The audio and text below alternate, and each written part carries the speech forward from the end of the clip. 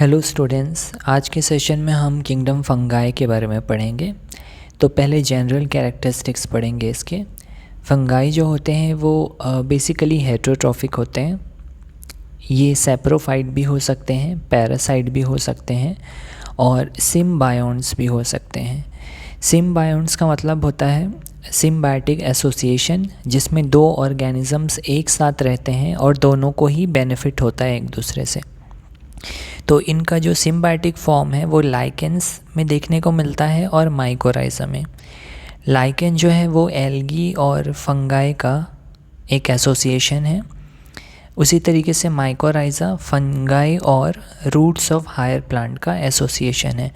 दोनों ही केस में फंगाई जो है वो वाटर एंड मिनरल को एब्जॉर्ब करने में हेल्प करता है सॉइल से, और लाइकेन में एल्गी जो है और माइकोराइज़ा में जो हायर प्लांट है वो फंगाई को शेल्टर देते हैं और फूड प्रोवाइड करते हैं। देन ये कॉस्मोपॉलिटन होते हैं, मतलब ये हर तरीके की जगह में प्रेजेंट होते हैं। वार्म और ह्यूमिड क्लाइमेट को ये ज़्यादा प्रेफर करते हैं। जहाँ पर थोड़ी वार्मनेस और जहाँ ह्यूमिडिटी होती है वहाँ ये ईज़िली ग्रो करते हैं। देन इनका एक एग्ज़ाम्पल है यीस्ट, जो कि यूनिसेल्यूलर फंजाई है, और बाकी सारे जो हैं वो ज़्यादातर मल्टी सेल्यूलर हैं। इनका स्ट्रक्चर जो होता है बॉडी टाइप वो फिलामेंटस होता है, थ्रेड लाइक स्ट्रक्चर होता है जिसको हाइफी बोलते हैं, और हाइफी का पूरा एक नेटवर्क मिला करके माइसीलियम बनता है। तो जैसे कि ये एक सिंगल हाइफा है, ये एक सिंगल हाइफा है, फंगल हाइफा, और ऐसे बहुत सारे हाइफा होते हैं। इनका एक पूरा नेटवर्क होता है, इसको बोलते हैं माइसीलियम।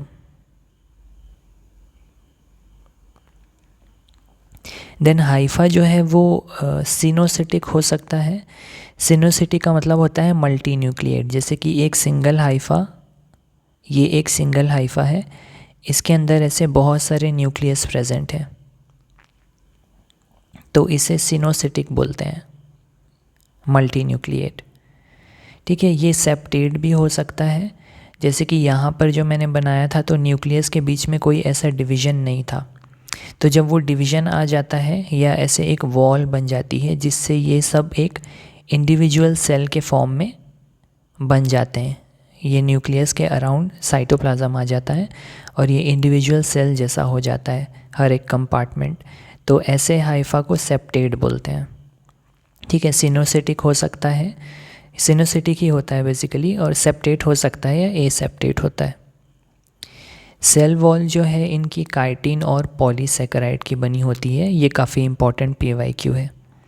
देन इनका reproduction vegetative, asexual and sexual तीनों टाइप का होता है। वेजिटेटिव में फ्रैगमेंटेशन, फिजन और बडिंग जो है वो मेथड्स हैं। एसेक्सुअल और सेक्सुअल में स्पोर्स की हेल्प से होता है। एसेक्सुअल स्पोर्स का नाम कोनिडिया, स्पोरेंजियोस्पोर या जू स्पोर्स बोलते हैं। सेक्सुअल स्पोर जो हैं वो ऊ स्पोर्स हो सकते हैं, एस्कोस्पोर्स हो सकते हैं और बेसिडियोस्पोर हो सकते हैं। इन सारे स्पोर्स के टाइप्स और वो कैसे बनते हैं वो जब हम आगे फंगाई की 4 क्लासेस पढ़ेंगे वहाँ पर हम डिटेल में डायग्राम की हेल्प से समझ लेंगे उसको। देन ये सारे जो स्पोर्स हैं वो फ्रूटिंग बॉडी के अंदर बनते हैं। फ्रूटिंग बॉडी एक ऐसा स्पेशल स्ट्रक्चर है जिसके अंदर स्पोर्स बनते हैं।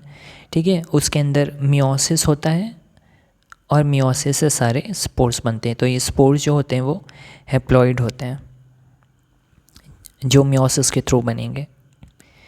देन इनका जो सेक्सुअल रिप्रोडक्शन होता है उसमें 3 स्टेप्स होते हैं, plasmogamy, karyogamy and meiosis. Plasmogamy में 2 साइटोप्लाज्म ऐसे अलग अलग हाइफा के फ्यूज़ होते हैं, उसे प्लाज्मोगेमी कहते हैं। कैरियोगेमी का मतलब होता है फ्यूजन ऑफ न्यूक्लियस।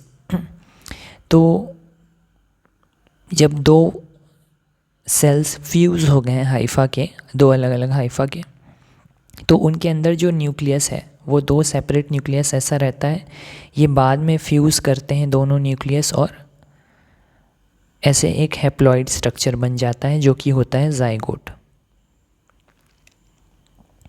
ये जाइगोट फिर मियोसिस करके स्पोर बनाता है, और मियोसिस से बनते हैं स्पोर तो वो हैप्लॉइड होते हैं।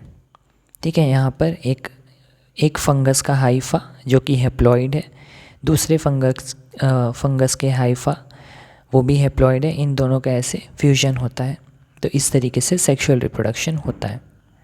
ठीक है, इनके 3 स्टेजेस हैं सेक्सुअल साइकिल के: प्लाज्मोगेमी, फ्यूजन ऑफ प्लाज्मा या cell; karyogamy, fusion of nucleus; and then resulting जो जाइगोट बनता है उसका मियोसिस होकर के स्पोर बनता है। अब ये जो डिप्लॉइड स्ट्रक्चर यहाँ पर बन रहा है जो फ्यूजन के बाद में, ये वाला जिसे हम जाइगोट कह रहे हैं, कई बार क्या होता है कि ये 2n या डिप्लॉइड सेल फ्यूजन के बाद में इमीडिएटली बन जाती है, लेकिन 2 क्लासेस हैं, एस्कोमाइसिटीज़ और बेसिडियोमाइसिटीज़। इसमें एक स्पेशल फेज़ देखने को मिलता है जिसे डाइकैरियो फेज़ बोलते हैं। इसमें क्या होता है कि ये जो 2n बना है यहाँ पर फ्यूजन से, ये जो 2 सिंगल न्यूक्लियाई है फ्यूज़ करके जो जाइगोट बना है डिप्लॉइड, ये इमीडिएटली नहीं होता, ये थोड़े देर के बाद में होता है। जब तक कि सेल ऐसे ही रहती है, एक सेल के अंदर 2 न्यूक्लियस प्रेजेंट रहते हैं, दोनों न्यूक्लियस का फ्यूजन नहीं हुआ रहता है काफ़ी टाइम तक।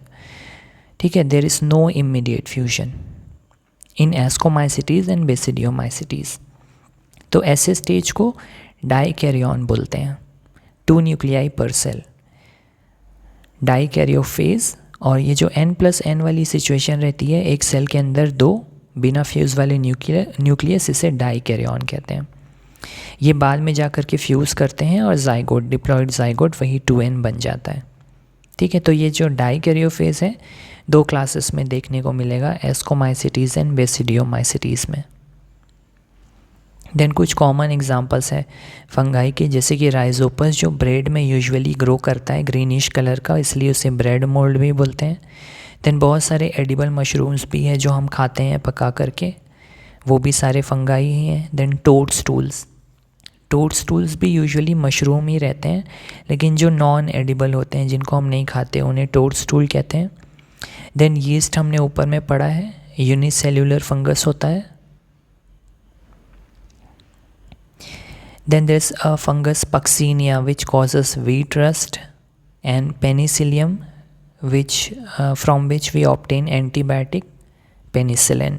तो कुछ फंगस जो है वो हेल्पफुल भी हैं, जैसे कि यीस्ट जो है ये ब्रेड और ब्रीविंग इंडस्ट्री में यूज़ होता है, ब्रेड बनाने के लिए भी यूज़ होता है, और ब्रीविंग इंडस्ट्री मतलब जो बियर्स वगैरह होते हैं वहाँ उन सब को बनाने में, मैन्युफैक्चर करने में यीस्ट का यूज़ होता है। एंड पेनिसिलिन जो है ये एक एंटीबायोटिक है। कुछ मशरूम्स एडिबल होते हैं, तो कुछ ऐसे हेल्पफुल मशरूम्स या फंगस हैं। इसके अलावा डिसीज़ कॉजिंग फंगस भी है जो हम और आगे डिटेल में पढ़ेंगे। एक एग्जांपल है जिसका पक्सीनिया जो कि व्हीट रस्ट कॉज करता है। देन फंगस की क्लासिफिकेशन जो है वो 3 चीज़ों पे बेस्ड है कि इनका जो माइसीलियम है उसकी मॉर्फोलॉजी कैसी है, कि वो सेप्टेट है, ए सेप्टेट है, सिंपल है या ब्रांच्ड है। देन मोड ऑफ फॉर्मेशन कैसा है, कौन कौन से स्पोर्स प्रेजेंट हैं और वो स्पोर्स बन कैसे रहे हैं, और उनकी फ्रूटिंग बॉडीज़ क्या है, फ्रूटिंग बॉडी किस टाइप की प्रेजेंट है उस फंगस में। उसके बेसिस पे 4 क्लासेस में इन्हें डिवाइड किया गया है। तो पहली क्लास है फाइकोमाइसिटीज़, जो कि सिंपलेस्ट टाइप का फंगस है। ये एक्वेटिक होते हैं, यूजुअली मॉइस्ट और डैम्प प्लेसेस में ग्रो करते हैं, और ये जो डिकेइंग वुड है उसके ऊपर भी ग्रो करते हुए दिखते हैं। ये ऑब्लिगेट पैरासाइट्स होते हैं प्लांट्स के, मतलब ये प्लांट के ऊपर ही ग्रो करेंगे। एक टर्म होता है ऑब्लिगेट और एक होता है फैकल्टेटिव। फैकल्टेटिव मतलब जिनके पास ऑप्शन रहता है, मतलब अगर जैसे फैकल्टेटिव पैरासाइट हैं तो उनको जब होस्ट मिलेगा अपना तो उसके ऊपर वो पैरासाइट की तरह रहेंगे ऊपर या अंदर, लेकिन अगर होस्ट नहीं मिलेगा तो वो नॉर्मल तरीके से भी जी सकते हैं, तो वो फैकल्टेटिव होते हैं। और ऑब्लिगेट मतलब जिनको चाहिए ही चाहिए, तो ऑब्लिगेट पैरासाइट है मतलब वो होस्ट के बिना नहीं सर्वाइव कर पाएंगे। फाइकोमाइसिटीज़ के जो फंगस है वो ऑब्लिगेट पैरासाइट होते हैं प्लांट्स के। इनके जो माइसीलियम है वो ए सेप्टेट होता है, सिनोसिटिक होता है, एसेक्सुअल रिप्रोडक्शन में 2 टाइप के स्पोर्स होते हैं, जू स्पोर जो मोटाइल होते हैं, इनमें फ्लैजिला प्रेजेंट होता है इसलिए, एप्लानोस्पोर जो नॉन मोटाइल होते हैं। स्पोर्स जो हैं ये एसेक्सुअल स्पोर्स जो हैं ये एंडोजीनस स्पोर्स होते हैं और ये स्पोरेंजियम के अंदर बनते हैं। तो एंडोजीनस स्पोर्स क्या होते हैं, जैसे कि ये इनका हाइफा है, तो ये हाइफा की टिप में एक ऐसा स्पेशल स्ट्रक्चर बनेगा, टिप जो है वो स्वेल हो जाएगी, उसके अंदर ये स्पेशल स्ट्रक्चर बनेगा, इसको स्पोरेंजियम बोलते हैं। और इसके अंदर जो न्यूक्लियस है, जैसे कि ये सिनोसिटिक है तो मल्टी न्यूक्लिएट होता है, तो यहाँ पर ऐसे मल्टी न्यूक्लिएट रहेंगे, ये न्यूक्लियस के अराउंड ऐसे साइटोप्लाज्म गैदर हो जाएगा इस तरीके से, और ऐसे थिक वॉल्स बन जाएगी, और यही स्ट्रक्चर जो है फिर स्पोर बन जाता है। तो इस तरीके से जो हाइफा के अंदर बन रहा है स्पेशल स्ट्रक्चर, स्पोरेंजियम के अंदर जो स्पोर्स बन रहे हैं उनको एंडोजीनस स्पोर्स बोलते हैं, जो अंदर बनते हैं। ये फिर बाद में ये जो स्पोरेंजियम है ये रप्चर हो जाता है और स्पोर्स रिलीज़ हो जाते हैं बाहर, और ये जहाँ पर भी गिरेंगे वहाँ पर ऐसे माइसीलियम या हाइफा वहाँ पर रीजेनरेट हो जाता है। तो इस तरीके से इनका एसेक्सुअल रिप्रोडक्शन होता है। सेक्सुअल रिप्रोडक्शन में फ्यूजन ऑफ गैमीट्स होता है, वैसे ही जो हमने ऊपर में पढ़ा था, प्लाज्मोगैमी, कैरियोगैमी, देन वहाँ पर जाइगोट बनेगा। तो फ्यूजन गैमीट्स का फ्यूजन होने के बाद में जो स्पोर बनता है उसको यहाँ पर बोलते हैं जाइगोस्पोर। तो इनका जो सेक्सुअल स्पोर है दैट इज़ जाइगोस्पोर। गैमीट्स इनके आइसोगैमस भी हो सकते हैं, एनाइसोगैमस या ooगैमस भी हो सकते हैं।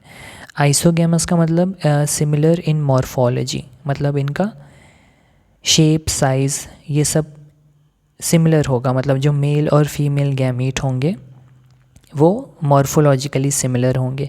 एनाइसोगैमस मतलब दोनों मॉर्फोलॉजिकली सिमिलर नहीं होंगे, दोनों में थोड़ा बहुत डिफरेंस होगा। ooगैमस मतलब ooगैमस में यूजुअली जो फीमेल गैमीट होता है वो थोड़ा बड़ा होता है साइज़ में, और मेल गैमीट जो होता है वो थोड़ा छोटा होता है साइज़ में, जैसे कि ह्यूमंस के केस में होता है। तो उस तरीके को, उस टाइप के गैमीट्स को ooगैमस बोलते हैं। ठीक है, अब तो फाइकोमाइसिटीज़ के एग्जांपल्स हैं म्यूकर, राइजोपस, राइजोपस वही है जो ऊपर पढ़े थे, ब्रेड मोल्ड, कॉमन नेम है इसका ब्रेड मोल्ड, एंड एल्ब्यूगो जो कि एक पैरासाइट है, मस्टर्ड प्लांट में ये ग्रो करता है। तो ये 3 एग्जांपल्स हैं। सारे फंगाई के क्लासेस के एग्जांपल्स बहुत इंपॉर्टेंट है। तो फाइकोमाइसिटीज़ के एग्जांपल हैं म्यूकर, राइजोपस एंड एल्ब्यूगो।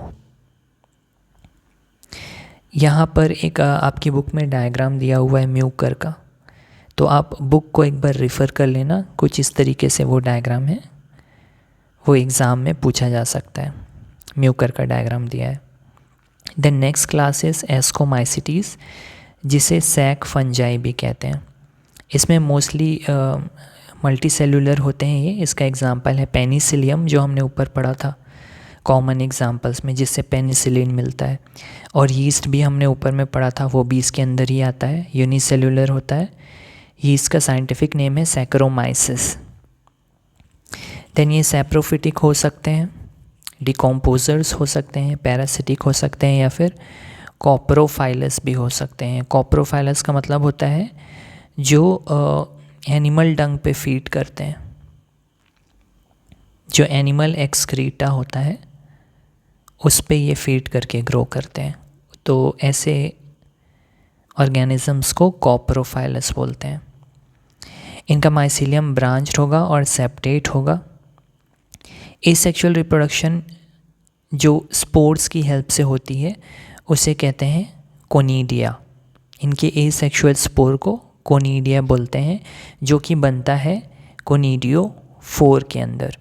ठीक है, तो यहाँ पर जो स्पोरेंजियम है अलग अलग फंगाई का, उसका कुछ कुछ क्लासेस में अलग अलग नाम है। तो यहाँ पर जो कोनिडिया जिसके अंदर बनता है उस स्पोरेंजियम को बोलते हैं कोनिडियोफोर। और ये कोनिडिया जो है वो एक्सोजीनियसली बनेगा, मतलब ये हाइफा के बाहर बनेगा। इसके पहले हमने एंडोजीनस स्पोर कैसे बनता है वो देखा था, जो हाइफा के अंदर बना था। ये वाला हाइफा के बाहर बनेगा तो इसे एक्सोजीनस स्पोर बोलते हैं। फिर ये स्पोर जब जहाँ पर भी गिरेंगे सॉइल में तो वहाँ ग्रो करके फंगस का माइसीलियम बना लेंगे।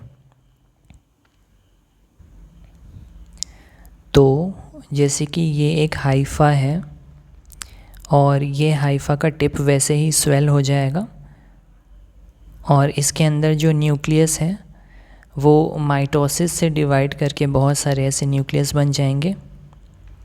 यही जो स्ट्रक्चर है ये है कोनिडियोफोर। फिर इसके अंदर ये जो बन रहे हैं स्पोर्स, ये सारे ये कोनिडिया हैं।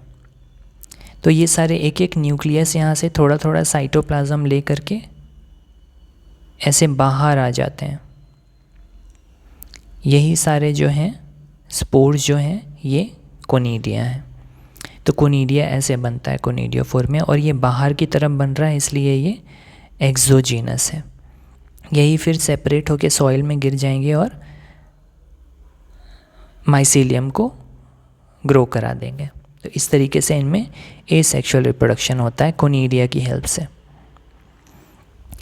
सेक्सुअल रिप्रोडक्शन इनमें जो होता है, तो इनमें जो सेक्सुअल स्पोर्स होते हैं उनका नाम है एस्कोस्पोर्स, और ये एंडोजीनियसली प्रोड्यूस होंगे। किसके अंदर प्रोड्यूस होते हैं? तो उस स्ट्रक्चर का नाम है एस्काई या ascus, single ascus plural asci. तो एक एस्काई के अंदर एस्कोस्पोर्स बनते हैं, यूजुअली 4 एस्कोस्पोर बनते हैं मियोसिस से। ठीक है, तो जैसे कि ये एक एस्कस है, ये एक एस्कस है, इसके अंदर में ये क्योंकि सेक्सुअल रिप्रोडक्शन है तो यहाँ पर जो जाइगोट बनेगा 2n डिप्लॉइड, ठीक है, वहाँ से फिर ये एस्कस बनेगा और ये जो है यहाँ पर मियोसिस होगा। तो मियोसिस में हमको पता है कि डिप्लॉइड जो है वो 4 हैप्लॉइड सेल बनाएगी डिवीजन के बाद में। मियोसिस में ऐसा होता है। तो यहाँ पर एक एस्कस के अंदर 4 हैप्लॉइड ऐसे सेल्स बन जाएगी। ठीक है, यही फिर जो है स्पोर बन जाते हैं, एक एस्कस के अंदर 4 स्पोर। तो ये हो गया एस्कस। ये जो स्ट्रक्चर है जिसके अंदर स्पोर बन रहा है, और ये जो इंडिविजुअल स्पोर्स हैं ये हैं एस्कोस्पोर्स। अब ये एस्कस जो है वो भी एक स्ट्रक्चर के अंदर रहता है, एक सैक लाइक स्ट्रक्चर के अंदर रहता है, इसलिए इसे सैक फंजाई कहते हैं। तो ये जो सैक लाइक स्ट्रक्चर है जिसके अंदर बहुत सारे एस्कस प्रेजेंट रहते हैं उसको बोलते हैं एस्कोकार्प। तो ये जैसे एक सैक है, ये एक एस्कोकार्प है, इसके अंदर बहुत सारे एस्कस रहेंगे ऐसे, और एस्कस के अंदर रहेंगे एस्कोस्पोर्स इस तरीके से।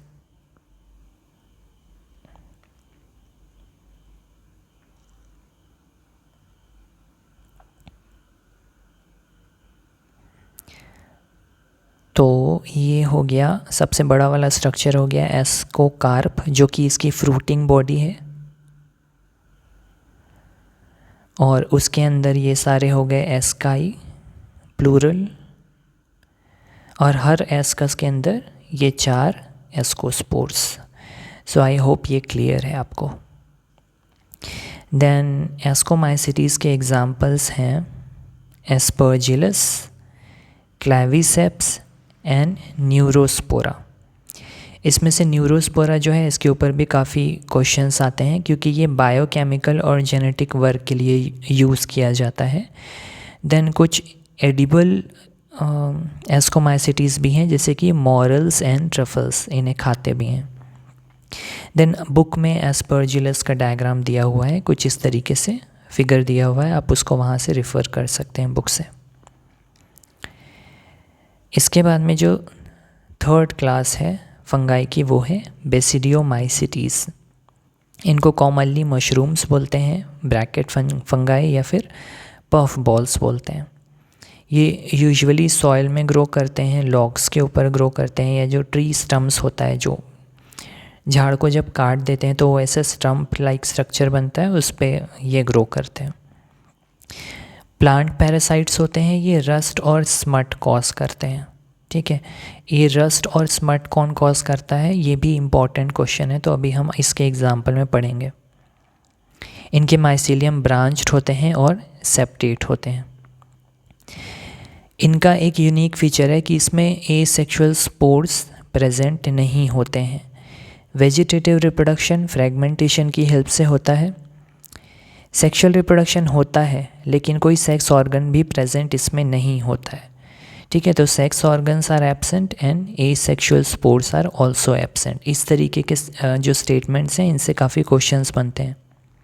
सेक्सुअल रिप्रोडक्शन में वही स्टेज होता है जो 3 साइकिल हमने ऊपर पढ़ा था, प्लाज्मोगेमी, देन कैरियोगेमी, और जो डाइकैरियोटिक स्टेज में हमने पढ़ा था 2 क्लासेस, एस्कोमाइसिटीज़ में होता है और बेसिडियोमाइसिटीज़ में। तो यहाँ पर डाइकैरियोटिक स्टेज प्रेजेंट होगा। ठीक है, डाइकैरियोटिक के बाद जब फ्यूजन होकर के वो डिप्लॉइड जाइगोट बनेगा, उससे बेसिडियम बनेगा, उसके अंदर कैरियोगेमी होगा,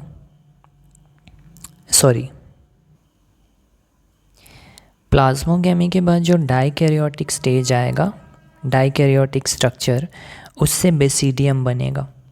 फिर बेसिडियम के अंदर कैरियोगेमी होगा, कैरियोगेमी होके डिप्लॉइड जाइगोट बनेगा, उसका मियोसिस होगा, और वैसे ही जैसे पहले 4 एस्कोस्पोर बने थे, यहाँ पर 4 बेसिडियोस्पोर्स बनेंगे एक्सोजीनियसली। ठीक है, बाहर की तरफ बनेंगे। तो जैसे कि ये एक बेसिडियम है, ये एक बेसिडियम है, तो इसमें एक्सोजीनियसली ऐसे बनते हैं बेसिडियोस्पोर्स बाहर की तरफ।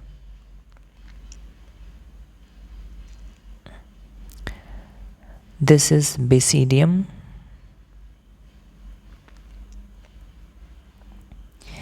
and these are 4 basidiospores produced exogenously। अब जैसे कि वहाँ पर एस्कोस्पोर्स जो हैं वो एस्कोकार्प के अंदर प्रेजेंट थे, फ्रूटिंग बॉडी जो था, यहाँ पर फ्रूटिंग बॉडी जो है उसका नाम है बेसिडियोकार्प। एक बेसिडियोकार्प के अंदर बहुत सारे बेसिडिया रहेंगे। ठीक है, singular is basidium, plural is basidia. बहुत सारे बेसिडिया रहेंगे और हर बेसिडियम के अंदर 4 बेसिडियोस्पोर्स रहेंगे। तो इनका जो बेसिडियोमाइसिटीज़ का जो स्ट्रक्चर होता है फ्रूटिंग बॉडी का, वो जो हम नॉर्मल मशरूम देखते हैं या ड्रॉ करते हैं इस तरीके से, ऐसा होता है बेसिडियोकार्प या फ्रूटिंग बॉडी, और इसके अंदर बहुत सारे बेसिडियम रहते हैं। ऐसे बहुत सारे बेसिडियम रहेंगे इसमें,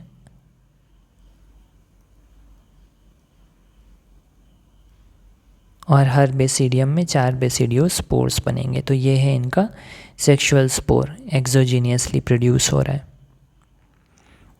देन इनके एग्जांपल्स हैं अगैरिकस, जो कि मशरूम का साइंटिफिक नेम है, अस्टिलागो जो स्मट कॉज करता है, पक्सीनिया ऊपर पढ़ा था हमने, रस्ट कॉज करता है। तो ये रस्ट और स्मट कॉज करने वाले फंगाई इस क्लास में मिलते हैं बेसिडियोमाइसिटीज़ में। स्मट कॉज करने वाला है अस्टिलागो, रस्ट कॉज करने वाला है पक्सीनिया। ठीक है, ये 3 एग्जाम्पल हैं इसके। देन लास्ट क्लास इज़ ड्यूटीरोमाइसिटीज़, जिन्हें इम्परफेक्ट फंगाई कहते हैं क्योंकि इनमें सेक्सुअल रिप्रोडक्शन एब्सेंट होता है, सिर्फ एसेक्सुअल और वेजिटेटिव रिप्रोडक्शन प्रेजेंट होता है। फिर इस क्लास में बहुत सारे ऐसे फंगस को इंक्लूड कर लिया जाता है जिनका बाद में पता चलता है कि उनमें सेक्सुअल फेस भी प्रेजेंट है, तो फिर उनको उठा करके एस्कोमाइसिटीज़ और बेसिडियोमाइसिटीज़ में ट्रांसफ़र कर देते हैं। ठीक है, माइसीलियम इनका सेप्टेट होता है और ब्रांच्ड होता है। कुछ फंगस इसमें सेप्रोफाइट होते हैं, कुछ पैरासाइट्स होते हैं, मोस्टली डिकम्पोजर्स होते हैं और मिनरल साइक्लिंग में हेल्प करते हैं। जितने भी डिकम्पोजर्स होते हैं वो सब मिनरल साइक्लिंग में ही हेल्प करते हैं अल्टीमेटली। एसेक्सुअल स्पोर्स इनके कोनिडिया होते हैं, और ये हमने ऊपर में पढ़ा था कोनिडिया क्या होता है, कैसे बनता है, तो ऐसा ही होता है इसका। इसके भी 3 एग्जाम्पल हैं, सबके ही 3 एग्जाम्पल हैं हर क्लास के, तो एग्जाम्पल्स आपको अच्छे से याद रखना है। ड्यूटेरियोमाइसिटीज़ के एग्जाम्पल्स हैं Alternaria, Colletotrichum and trichoderma.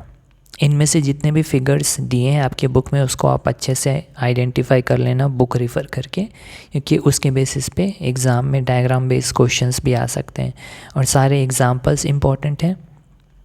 Fungi की हर क्लास के अंदर जो यूनिक उनका कैरेक्टरिस्टिक है वो भी काफ़ी इम्पॉर्टेंट है। कौन से स्पोर्स का क्या नाम है किस क्लास के अंदर, एसेक्सुअल स्पोर्स का क्या नाम है, सेक्सुअल स्पोर्स का क्या नाम है, और कैसे प्रोड्यूस हो रहे हैं वो एंडोजीनियसली या एक्सोजीनियसली, वो भी बहुत इंपॉर्टेंट है। तो ये सारी चीज़ों को आपको ध्यान रखना है जब आप किंगडम फंजाई पढ़ेंगे। सो आई होप ये लेक्चर आपको क्लियर है। So that's all for this, thank you so much.